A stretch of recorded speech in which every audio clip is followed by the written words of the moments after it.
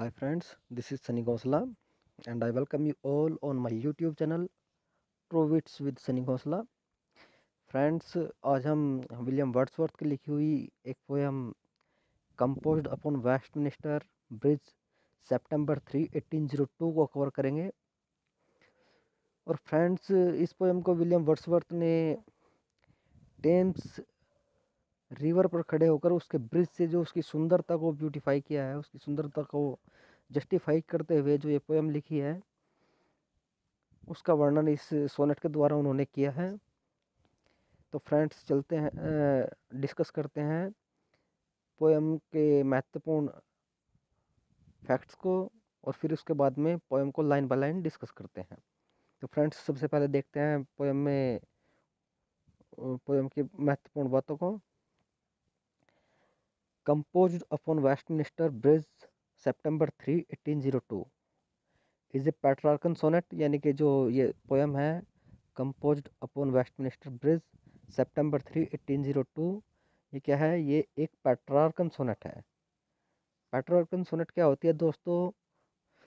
एक Petrarchan sonnet हम Italian sonnet को बोलते हैं, और इटालियन सोनेट में एक ऑक्टेव और एक सेस्टेट होता है जिसकी राइमिंग स्कीम ए बी और सी डी सी या फिर सी डी ई होती है।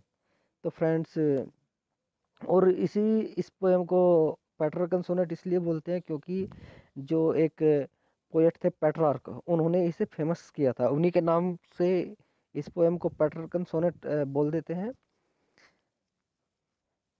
Bye William Wordsworth describing the beauty of river Thames, और इसमें जो है टेम्स नदी की जो ब्यूटी है उसे विलियम वर्ड्सवर्थ के द्वारा डिस्क्राइब किया गया है। It was written loose iambic pentameter. दोस्तों, ये सोनेट जो है ये लूज आयम्बिक पेंटामीटर में लिखी गई है and its rhyming scheme is A B B A C D. और दोस्तों, इस पोएम की जो राइमिंग स्कीम है वो ए बी बी ए सी और डी है। The sonnet was written in 1802। और दोस्तों, ये पोएम 3 सितंबर 1802 ईस्वी में लिखी गई इन लंदन में। Published in his poetic collection poems in 2 volumes in 1807। और इसका प्रकाशन उनके poetic collection poems in 2 volumes में किया गया, जो 1807 में आया था। तो दोस्तों, ये थी इस पोएम की बारे में जानकारी। अब पोएम को लाइन बाय लाइन डिस्कस करते हैं।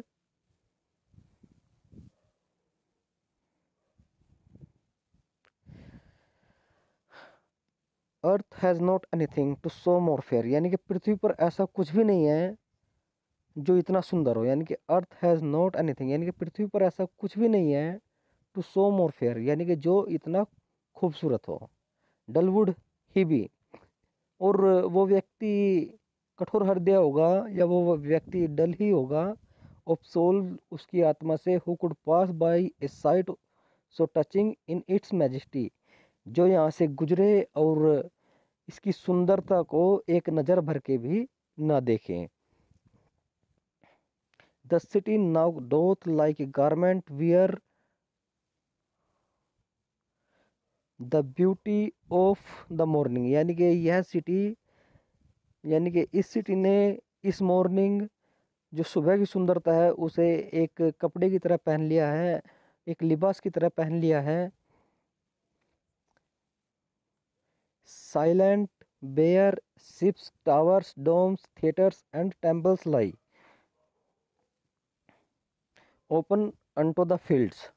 और देखो, जो यहाँ पर जो शिप्स हैं, जो टावर्स हैं, जो डोम्स हैं, थिएटर्स हैं और जो टेम्पल्स हैं, और इन खुले मैदानों को देखो, और इस खुले आसमान को देखो, सब कितना शांत है और सब कितना आनंदित करने वाला है।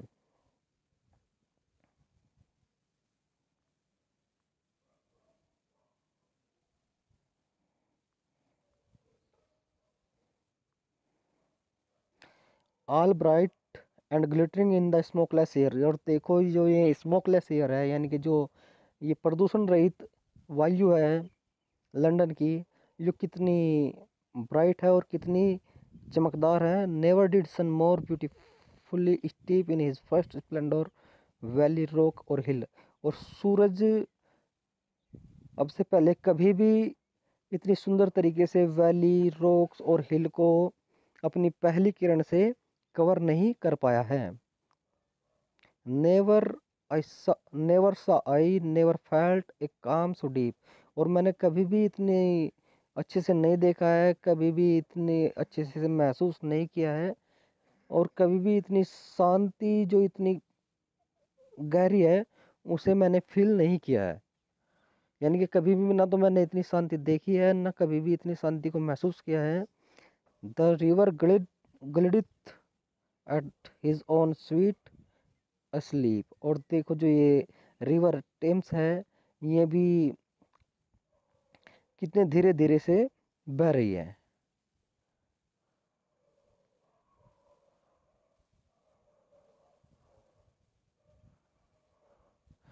Dear God, dear God, the very house seems asleep।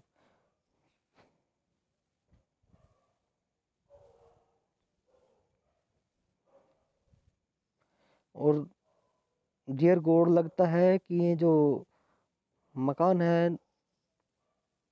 London के, वे भी सारे सो रहे हैं। यानी कि जो यहाँ के निवासी हैं वे अपने घरों में लेटे हैं और सो रहे हैं। And all that mighty hearts is still. और ये सब कुछ ऐसा लग रहा है जैसे कि कोई एक बड़ी बिल्डिंग बिल्कुल निरर्थक निष्क्रिय लेटी हो और वो सो रही हो। यानी कि एक बड़ी सी रचना निरर्थक हो और सो रही हो। तो दोस्तों ये थी हमारी आज की पोयम